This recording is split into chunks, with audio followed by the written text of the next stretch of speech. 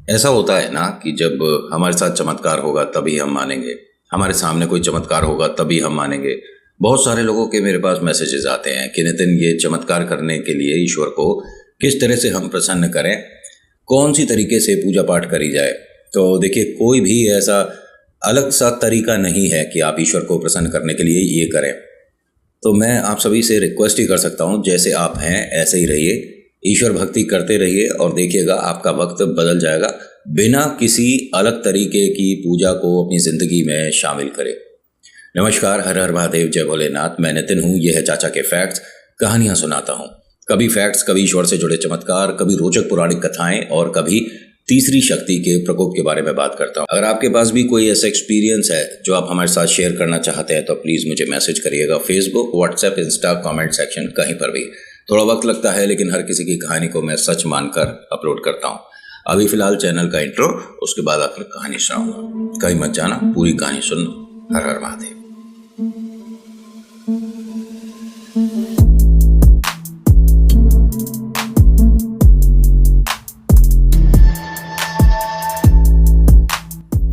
कहानी शुरू करने से पहले रिक्वेस्ट है, नीचे मैंने बहुत सारे बटन लगवाए हैं। इधर या इस तरफ देखो, लाइक है, शेयर है, कमेंट है ना, सब्सक्राइब भी होगा। इधर होगा इस तरफ या इधर होगा, कहीं होगा। सब्सक्राइब है ना, तो उसे दबा दो।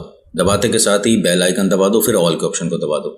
जब इतना दावादूबी हो लेगी तो उसके बाद आपको नेक्स्ट मेरी वीडियो ऑन टाइम मिल जाएगी। जैसे ही मैं अपलोड करूँगा तुरंत आपके पास मैसेज आ जाएगा, नोटिफिकेशन आ जाएगा। आज की कहानी बहुत बड़ी तो नहीं है, लेकिन इसका इम्पैक्ट बहुत सारे लोगों की लाइफ में बहुत बड़ा हो गया।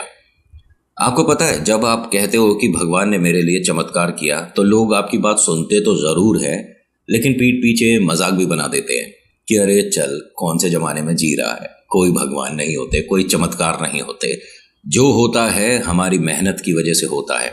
जिस टारगेट को हम अचीव करते हैं वो भगवान की वजह से नहीं, हमारी मेहनत की वजह से होता है। इस तरह की बड़ी बड़ी बातें करने वाले भी कुछ बड़ा अचीव नहीं कर पाए हैं, फिर भी वो ज्ञान बहुत बड़ा वाला देते हैं। हाँ, ऐसे हैं मार्केट में।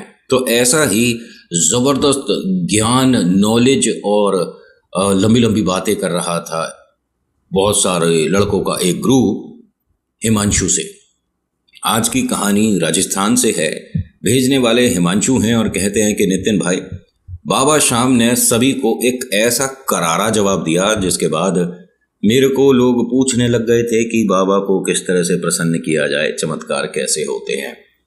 और ये कहते हैं कि नितिन, बहुत ज़्यादा लंबे दिन नहीं लगे थे, बहुत ज़्यादा 20-25 दिन या साल 2 साल नहीं लगे थे। सिर्फ 3 घंटे के अंदर बाबा ने इन सभी के मुंह पर ताले लगा दिए। और ये बहुत छोटी सी कहानी है, बार बार बोल रहा हूँ, और बहुत जैसे उन्होंने बताया ना वैसे ही बता रहा हूँ। कहते हैं कि राजस्थान में ही, जहाँ पर ये रहते हैं, बहुत सारे लोगों ने मिलकर एक बाबा का कीर्तन करवाया था। और ये कीर्तन बेहद शानदार हो रहा था। बाकायदा इसके बहुत सारे कार्ड्स वगैरह बने थे। और जो कीर्तन करा रहे थे, इन्होंने बहुत विशाल ज़बरदस्त बंगला बनाया था बाबा शाम के नाम से। और बाबा की कृपा इन पर ऐसी हुई कि जो ये चाहते थे, जैसा ये चाहते थे, उससे 10 गुना बेहतरीन मकान बना। अब जिस मकान के अंदर भाई साहब 30-35 कमरे हों तो वो मकान थोड़ी ना, वो तो किला हो गया। किला भी का बंगला भयंकर गजब। तो वो जिसका बंगला है और हिमांशु, दोनों बहुत ख़ास मित्र हैं, दोनों बहुत ख़ास दोस्त हैं। तो घर के सारे काम अधिकतर हिमांशु ही कर रहा था अपने दोस्त के साथ मिलकर। किसी को बुलाने जाना है, खाने का देखना है, बाबा की चौकी कहाँ पर लगेगी, पंडाल कैसे बनेगा, कैसे क्या होगा। मतलब एक तरह से वो भी घर का बेटा ही है और बचपन से दोनों साथ है। हिमांशु का कोई भी मजाक बनाता था तो इसका जो दोस्त है सूरज, उसे अच्छा नहीं लगता था। और वो हर बार हिमांशु से कहता था कि यार, मेरा तो बहुत सारी बातें मानता है ना, तो ये भी मान कि इन लोगों से किनारा कर दे। जब ये लोग तेरे लिए और बाबा के लिए बोलते हैं ना, तो मुझे थोड़ा अजीब लगता है। इन पर बाबा की कृपा भी होगी, लेकिन ये बाबा पर विश्वास तो करें। तो इसने ऐसे ही बोल दिया कि कोई बात नहीं, आज नहीं तो कल बाबा पर हर किसी को विश्वास होगा। और ये तो बाबा का चमत्कार है जो हम इन जैसों के साथ रहने के बाद भी अपना दिमाग चेंज नहीं करते। मतलब कि बाबा को आज भी हम उतना ही प्यार करते हैं। खैर, ये दोनों अपना काम में लगे हुए थे और अच्छे से तैयारियां हो रही थी। शाम 5 बजे से ये कीर्तन शुरू होना था और 11-12 बजने वाले थे। होता क्या है कि यहाँ पर वही लड़कों की मंडली आई, लेकिन इस बार इनको सपोर्ट इनके बेकार के ओपिनियन में, यानी इनकी बेकार की सोच में इनकी फैमिली भी कर रही थी। कीर्तन शुरू होने से 15 मिनट पहले की बात है। यहाँ पर इसने एक छोटा सा अपना किस्सा शेयर किया था सूरज ने, और हिमांशु इसके पास ही खड़ा था। तो सूरज ने बताया कि कैसे हमारी फैक्ट्री में एक बहुत बड़ा नुकसान होने वाला था, लेकिन बाबा ने ऐसा चमत्कार किया कि वो नुकसान भी नहीं हुआ, और जिनके साथ समस्या हो सकती थी वो काका भी बच गए और कोई प्रॉब्लम नहीं हुई। लोगों ने, बहुत से जो विश्वास करते थे उन्होंने तालियां बजाई, और कुछ लोगों ने खुसर पुसर शुरू कर दी। सूरज ने कहा कि मैं कई बार ये चीज़ नोटिस कर चुका हूँ, आप लोगों को प्रॉब्लम क्या है? आप बाबा के कीर्तन में आए बैठे हो, उसके बाद भी विश्वास नहीं हो रहा। तो उन्होंने हंसकर कहा कि अरे विश्वास दिलाने को पूरे राजस्थान में ये हिमांशु घूम तो रहा है। हिमांशु ने कहा मतलब? अरे नहीं, तू ही है ना, हर बार हमने कभी व्हाट्सएप स्टेटस पे, कभी फेसबुक पे और कभी कहीं तो पूरे दिन बाबा की ही गाता रहता है। तो उसने कहा कि मैं तो पूरे दिन क्या पूरी ज़िंदगी बाबा की गाऊंगा, क्योंकि उन्हीं की वजह से मैं हूँ। अरे क्या हासिल कर लिया तूने ऐसा? तो हिमांशु ने कहा कि आपके कहने का मतलब क्या है? कह रहे नहीं, तेरे दोस्त ने मकान बनाया, तेरे दोस्त ने फैक्ट्री बनाई, तो तूने क्या किया है? तो उसने कहा कि ठीक है, उनके पास अलग हिसाब किताब है, मैं कौन सा सड़क पर रहता हूँ, मकान तो मेरे पास भी है। और हाँ, यहाँ पर जितने लोग मुझे ज्ञान दे रहे हैं उनसे थोड़ा सा बड़ा ही है। अच्छी नौकरी करता हूँ, शादीशुदा हूँ, दोनों बच्चे मेरे स्कूल जाते हैं, पढ़ाई में अच्छे हैं, बाबा पर विश्वास करते हैं, माता पिता के साथ रहता हूँ, सब कुछ अच्छा है, तो और क्या चाहिए मुझे? नहीं, पैसे की बात करें तो बाबा तेरे को इतना पैसा क्यों नहीं देते जितना तेरे दोस्त को देते हैं? उन्होंने कहा हर किसी की खुशियाँ उसके कर्मों के हिसाब से होती हैं, और वैसे ही उसके गम। तो मैं बस ये कहता हूँ कि बाबा पर आपको विश्वास करना करो, नहीं करना कोई ज़बरदस्ती नहीं है। आप कीर्तन में आने के बाद ये सारी बातें मत करो। तभी किसी ने इससे कहा हिमांशु से कि हिमांशु भैया ज़रा अपने स्कूटर की चाबी दे देना, मुझे कुछ सामान लेने जाना है। तो उसने जेब में से चाबी निकाली और दे दी। अब यहाँ ये सब लोग आपस में बहस कर ही रहे थे, तभी वो लड़का भागा भागा आया, कह रहा कि भैया आपका स्कूटर बाहर नहीं खड़ा, इसने अभी लिया था, और आज की डेट में आप जानते ही हैं कितना महंगा आता है ये।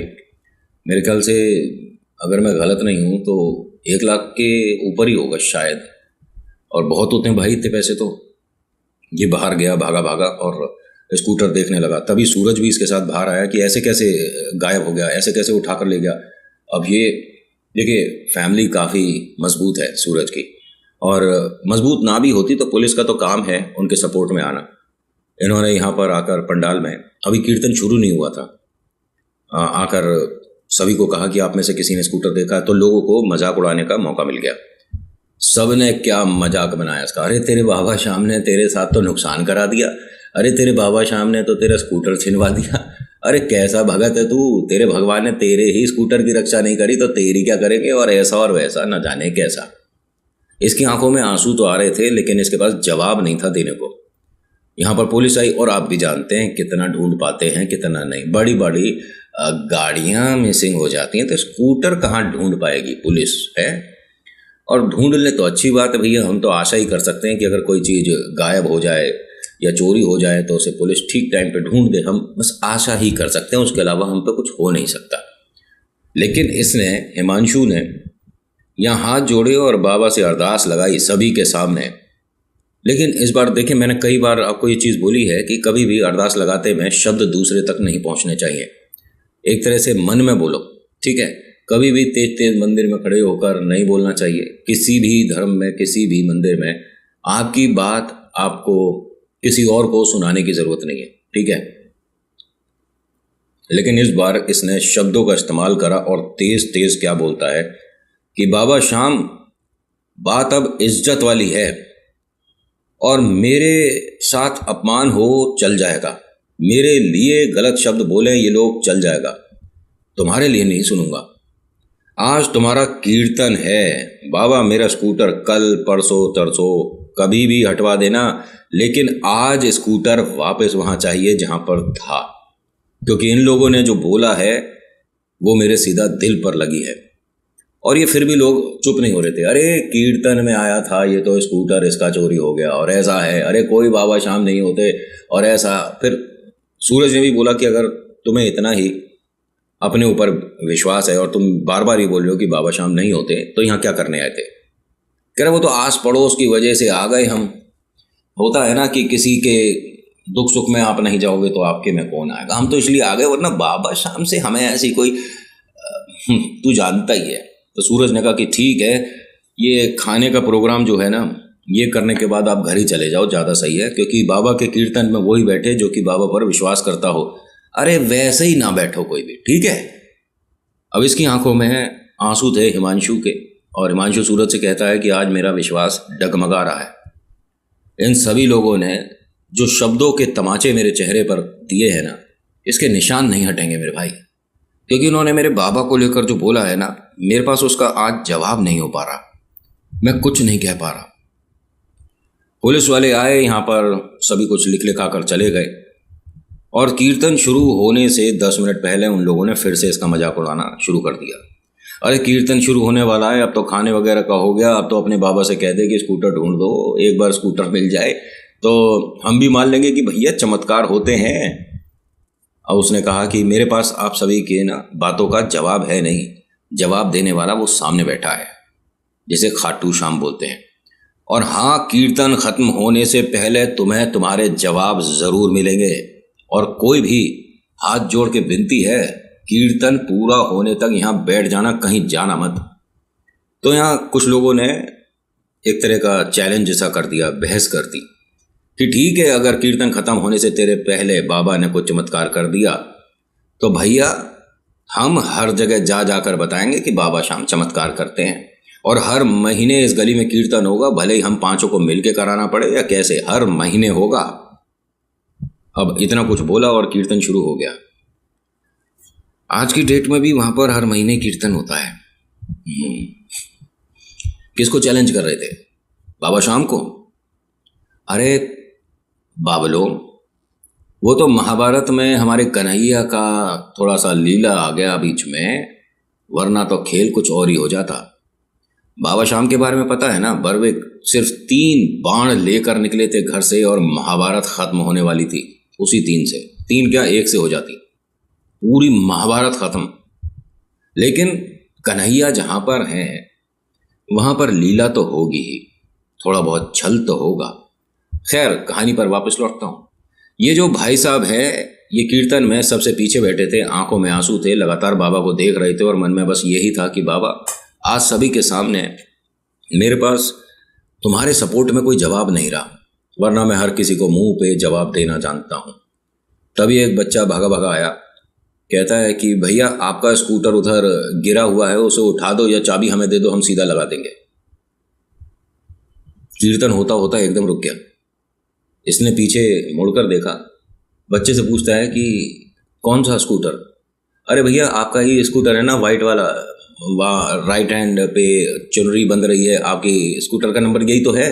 वो बीच में गिरा हुआ है, उसकी वजह से लोग ऐसे ऐसे करके जा रहे हैं, उधर से थोड़ा आप सीधा कर दो उसे, हमसे तो उठ नहीं रहा वो। अब ये एकदम से हड़बड़े में उठा और जाकर देखता था वहां पर स्कूटर है। अब ये चीज देखने के लिए वो लोग भी आ गए थे कि ये किस स्कूटर के बारे में बात हो रही है। बात छोटी सी है, लेकिन ये जो चमत्कार हो गया ना इन सभी के सामने, ये इनको हजम नहीं हो रहा था। हाँ, इसका स्कूटर वापस मिला, हल्की फुल्की सी स्क्रैच थी, जहां पंडाल लगा हुआ था, जहां कीर्तन हो रहा था, उसके सामने लाया, बाबा को हाथ जोड़ता है और सभी से कहता है कि देख लो। हो गया यकीन, बाबा होते हैं। और इसके चेहरे पर तब भी आंसू थे जब स्कूटर गायब हुआ था, अब भी आंसू है। पहले गम के थे, अब खुशी के हैं। यहां लोगों को कुछ बातें करने का मौका मिल गया। इसने अपने आप ही गायब करा दिया होगा, इसने अपने आप ही किसी को दे दिया होगा। अरे मूर्खो, अगर अपने आप ही कराना होता तो कोई बड़ी बात नहीं कराता। और दूसरी बात, ये छोटी छोटी सोच अपने आप करा दिया होगा, ऐसा अपने आप कर दिया होगा। उन लोगों की आती है जो भगवान पर विश्वास ही नहीं करते। जो भगवान पर विश्वास करते हैं वो तो ये भी मानते हैं कि अगर आप हेलीकॉप्टर से भी गिरे तो जमीन पर ऐसे आओगे जैसे कुर्सी पर से गिरे हो। ईश्वर पर विश्वास रखिए। ये तो बहुत छोटी बात है, लेकिन इससे बड़े और भयानक चमत्कार भी देखे, जहां पर साइंस भी अपने बाल नोच लेती है कि ऐसा कैसे। उसके बाद से इन सभी ने जैसा बड़ा बड़ा मुंह करके बोला था कि हम यहाँ पर हर महीने कीर्तन कराएंगे बाबा का, चाहे कैसे ही कराना पड़े। तो आज भी कीर्तन होता है। बात 3 साल हो गई इसको, और कहते हैं कि उसके बाद से हमारी गली में हर महीने बाबा शाम का कीर्तन होता है। नितिन, अगर आपको उचित लगता हो, विश्वास करते हो, तो प्लीज़ सुनाइएगा कि मैंने जो बताया सच है। मेरे भाई, सबसे पहली बात तो ये कि मैं हर किसी की बात को, हर किसी के अनुभव को सच मानता हूँ, भले ही वो ईश्वर से जुड़ा हो या प्रेत से। कभी मन में ये डाउट मत लाइएगा कि जो हम नितिन को बात बता रहे हैं उसे सही लगेगी, उसे सच लगेगी या नहीं लगेगी, या इसके अंदर थोड़ी सी कहानी जोड़ दें। ऐसा जो आपके मन में है, जो आपके साथ हुआ, मेरे साथ शेयर कर दो। थोड़ा वक्त ले लेता हूँ, लेकिन मैं अपलोड करता हूँ।